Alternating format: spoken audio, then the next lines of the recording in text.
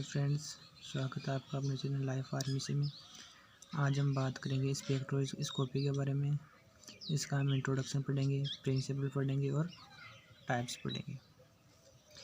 Spectroscopy है ना, उसकी खोज आइजेन न्यूटन नामक वैज्ञानिक ने की थी 1666 में।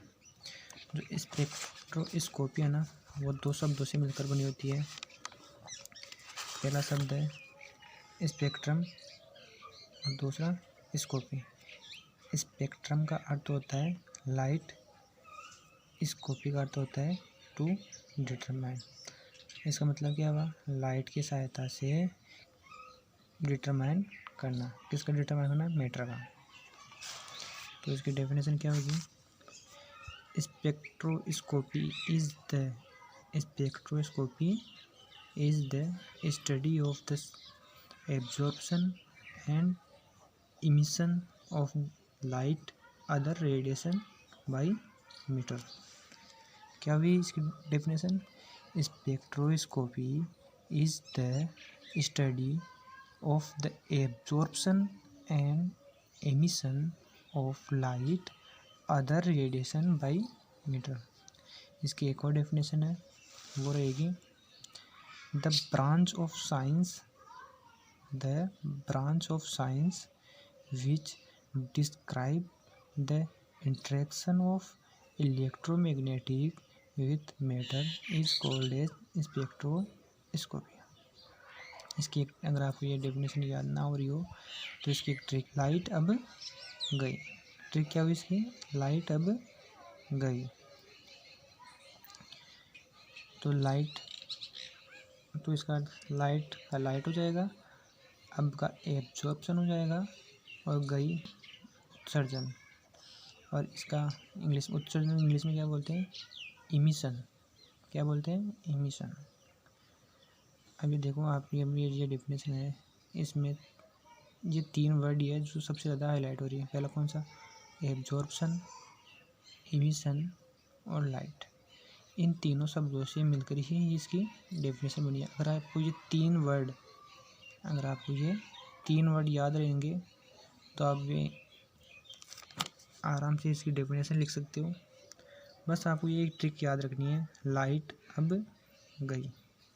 बस और कुछ भी नहीं करना आपको, बस ये ट्रिक याद रखनी है, लाइट अब गई। लाइट का लाइट हो जाएगा, बी का अर्थ एब्जॉर्प्शन हो जाएगा, और गई को इंग्लिश में और हिंदी में अर्थ याद रखना। उत्सर्जन हिंदी में हो गया, उत्सर्जन को इंग्लिश में बोलते हैं इमिशन। ये तीन वर्ड याद रहेंगे तो आप इसकी डेफिनेशन बहुत ही आराम से लिख सकते हो। ज़्यादा कोई ऐसे सोचने की टाइम बात नहीं है हमको इसकी स्पेक्ट्रोस्कोपी की डेफिनेशन याद नहीं हो रही है। अरे बस आपको बस ये ट्रिक याद रखनी है। ये ट्रिक याद हो गई तो समझो आपके एग्ज़ाम में फुल में से फुल नंबर है। ये मान लो अगर ये क्वेश्चन 5 नंबर का आ रहा है, 10 नंबर का आ रहा है, अगर आपने ये डेफिनेशन इतनी सी डेफिनेशन, तो आपको 2 नंबर तो देगा। और आपने अगर इसका ये लिख दिया कि ये दो शब्दों से मिलकर बनी होती है तो 1 नंबर इनका मिल जाएगा। और वैज्ञानिक का नाम लिख दिया तो 1 नंबर इसका, तो 1 2 और 2 नंबर इसके, 4 नंबर तो हो गए। 4 नंबर हो गए ना इसके। अब 1 नंबर और लेना है, 5 नंबर क्वेश्चन रहेगा, आपको 1 नंबर और लेना है।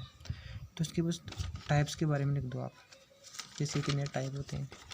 तो इसके टाइप्स तो बहुत कुछ होते हैं, लेकिन जो मेजर टाइप है वो कुछ है जो मैं आपको। पहला है X ray, flame, atomic absorption, spark, UV का अर्थ क्या हुआ?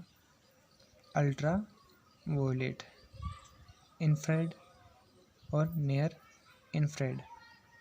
ये इसके मेजर टाइप्स रहेंगे।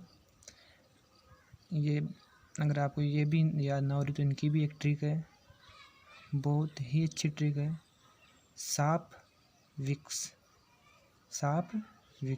ये देखो इंग्लिश में देखो आप, साफ विक्स एन।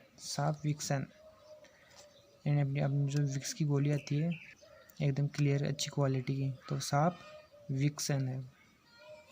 तो एस का क्या होगा, स्पार्क, ए का एटॉमिक, एंड सेकेंड वाले ए का एटॉमिक एब्जॉर्प्शन, एफ का फ्लेम हो जाएगा, वी का विजिबल अल्ट्रा वायलेट हो जाएगा, आई का इंफ्रारेड, और एक्स का क्या हो जाएगा, एक्सरे, और एन का नियर इंफ्रारेड हो जाएगा।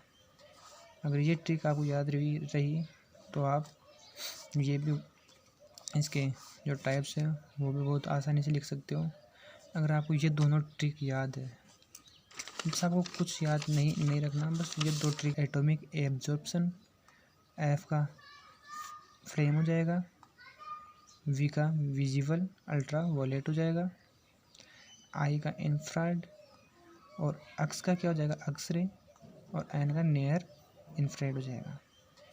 अगर ये ट्रिक आपको याद रही तो आप ये भी इसके जो टाइप्स हैं वो भी बहुत आसानी से लिख सकते हो।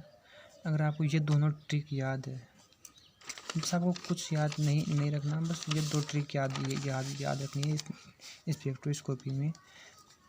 पहली तो आ गई,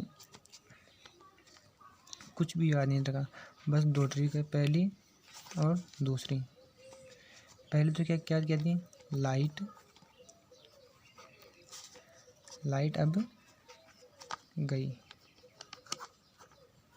बस ये थी ना। और सेकंड क्या आती है, क्या है अपनी,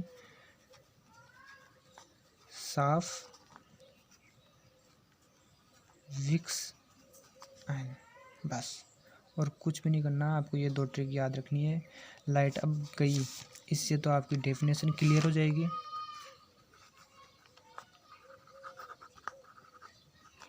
और इससे आपके टाइप्स, और बस ये दो ट्रिक आपको याद है तो आपके, अगर क्वेश्चन अपना 10 नंबर का है तो आपके 10 में से 10 आएंगे, और अगर ये क्वेश्चन 5 नंबर का है तो 5 में से 5 भी आ सकते हैं, या 5 भी नहीं तो 4 तो आएंगे। अगर इसमें 10 में 10 नसीब, 9 या 8 तो आएंगे ना। अगर 9 या 8 आ गए तो बहुत अच्छी बात है ना, ये तो अपने लिए। बस थैंक यू। अगर आपको मेरा ये वीडियो अच्छा लगा हो तो प्लीज़ दोस्तों, प्लीज़ रिक्वेस्ट है आपसे, मेरे इस चैनल को सब्सक्राइब करें और इस वीडियो को लाइक और कमेंट ज़रूर करें।